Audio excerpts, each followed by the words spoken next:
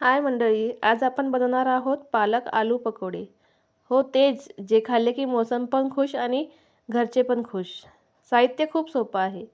पालक म्हणजे हेल्थ आणि आलू म्हणजे टेस्ट आणि बेसन म्हणजे दोघांची लव्ह स्टोरी.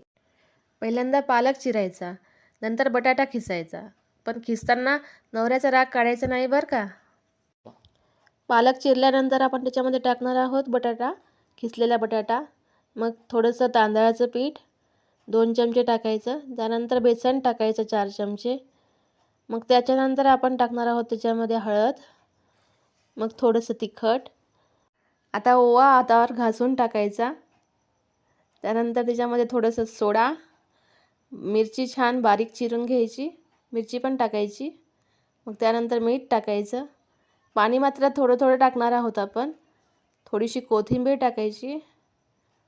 त्यानंतर आपण पाणी टाकायचं. थोडं थोडं करत आपण मिक्स करायचं, नाहीतर खूप पातळ झालं तर पकोडे छान होणार नाही आपले.